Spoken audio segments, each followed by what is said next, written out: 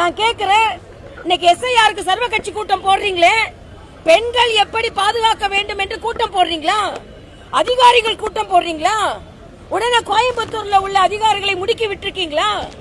போலீஸ்காரங்க எல்லாரையும் ஓட விட்டு தேடுறாங்களாம், அவரை சுட்டு பிடித்தாங்களாம். இன்னைக்கு தமிழகத்தில் இருக்கிற சூழ்நிலை எல்லாம் நீங்க ஒண்ணு சுட்டு பிடிக்க வேணாம். இன்னும் கொஞ்ச நாள் ஆனா நாங்க எல்லாருமே துப்பாக்கி வச்சிருக்க சூழ்நிலை, நாங்களே சுட வேண்டிய சூழ்நிலை இன்னைக்கு தமிழகத்தில் சென்று கொண்டிருக்கிறது. அராஜகமா பேசணும்னு நினைக்க வேண்டாம், அவசியமா இன்னைக்கு இருக்குது. கத்தியோ மிளகா பொடிதான் உங்களுக்கு பத்தாது, கத்தியோ துப்பாக்கியோ வச்சுதான் சுடணும். அந்த மாதிரி ஒரு சூழ்நிலை நீங்க என்ன சுட்டு பிடிக்கிறது? கட்டிட்டு எல்லாம் பண்ணிட்டு போவோம், அவனை சுட்டு பிடிக்கிறதுன்னு சொன்னா என்ன பாதுகாப்பு கொடுக்க முடியாதா ஒரு அரசாங்கத்தினால?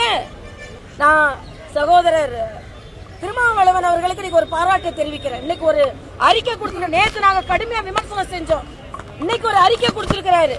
பெண்களின் பாதுகாப்பு தமிழகத்தில் கேள்விக்குறியாக இருக்கிறது, அதற்கு காரணம் டாஸ்மாக்னு.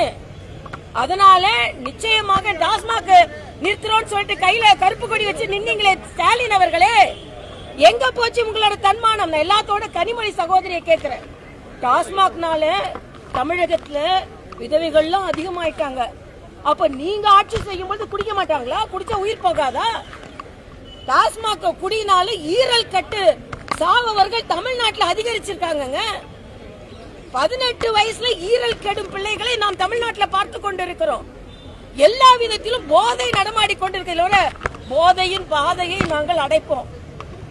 போதையின் பாதையை திறந்து விட்டுட்டு இருக்கீங்க.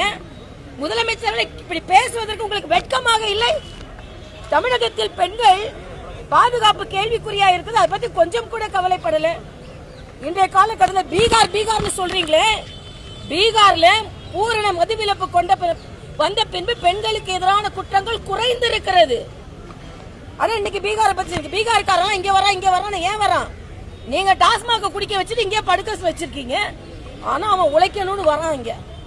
அதனால என்னை பொறுத்த மட்டில் முதலமைச்சர் ஸ்டாலின் அவர்கள் பெண்களுக்கான பாதுகாப்பை உறுதி செய்ய வேண்டும். இல்லை என்றால் பதவி விலகுங்கள்.